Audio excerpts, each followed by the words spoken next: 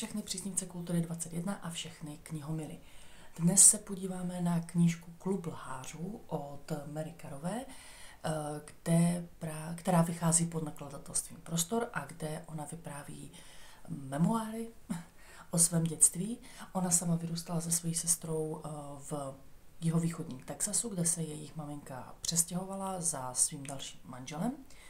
A je to vlastně takové na jednu stranu nehostinné, nebezpečné prostředí, protože ona sama Mary tam právě vypráví o tom, že vše okolo, jak fauna, tak i flora se vás prakticky snaží zabít.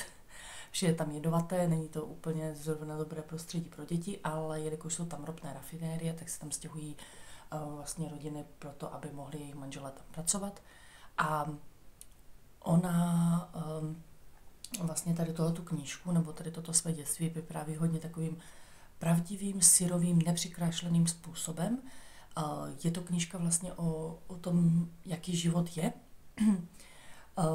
Sama Mary, který je její tatínek, který je vlastně indiánské krve, říká Pouky, což se mi hodně líbilo. Sama Mary vlastně tam krásně popisuje, jak vyrůstá v tom světě dospělých, který absolutně nechápe, jak popisuje tam ten svůj vztah ke své sestře, která vyspěje mnohem dříve než ona. Popisuje to, jak to, že ta její sestra vyspěla, tak jak to hodně ovlivňuje její vztah. Vypráví tam o svém tatínkovi, který je rozený dříč, moc toho nenamluví a jako malou jí bere vlastně na dost místo, které není pro děti, a to je právě tím pádem Klub lhářů, které tak oni nazvali vlastně klub, kde se oni scházejí.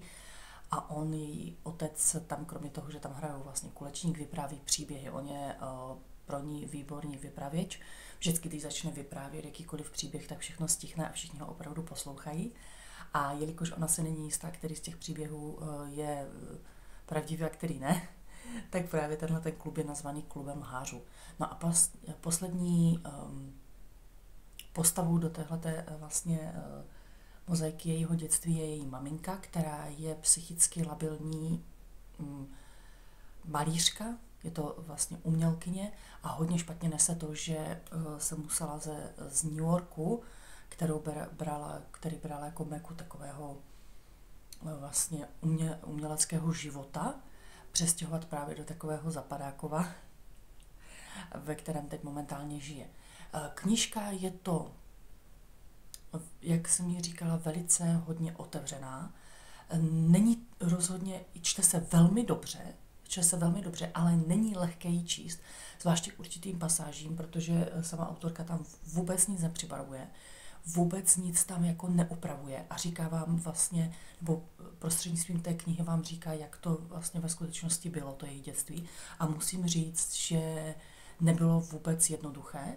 Hodně tady tohleto knížka, tam za začátku vlastně v anotaci, tady tuhletu knížku, hodně lidí díky její otevřenosti a díky tomu, jak je autentická, tak považují hodně za terapeutickou. Sama autorka potom říkala, že hodně lidí, kteří tuhletu knížku četli, tak jí říkali, že jim dokonce i změnila život. A já musím říci, že u mě to teda takhle tak nebylo, ale musím jako na rovinu říct, že to je jedna z nejlepších knih, které jsem četla.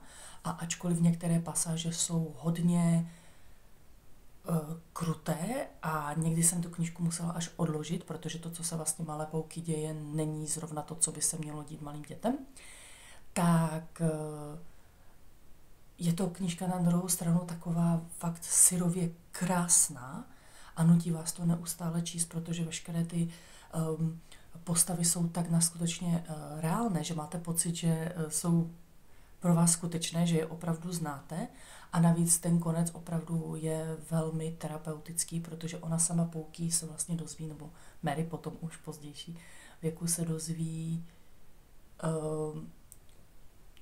vlastně pravý důvod toho, proč její matka vlastně celý život měla takové ty stavy, proč pila, proč vlastně potom i brala drogy a proč se vlastně svým způsobem takhle ničila, i když měla 2 malé další děti, tak ona vlastně ke konci života vlastně matčiného a vlastně v jejím dospělosti konečně přijde na to, co celou dobu vlastně bylo jako zahaleno tajemstvím a vlastně leželo na té jejich rodině vědomě a vlastně pro Pouky a jejich sestru hodně i nevědomě jako stín. Takže knížku, pokud máte rádi dobrou literaturu, rozhodně doporučuji, ale rozhodně nedoporučuji, pokud třeba špatně nesete nějaké traumatické scény a podobně. Není to rozhodně knížka, kterou byste si dali tak jako na nedělní odpoledne na přečtení, ale rozhodně je to jedna z knih nejlepších, které jsem kdy četla. A příště se podíváme na knížku, která se jmenuje Jak svět přichází od doktore, od Anna Makeje. A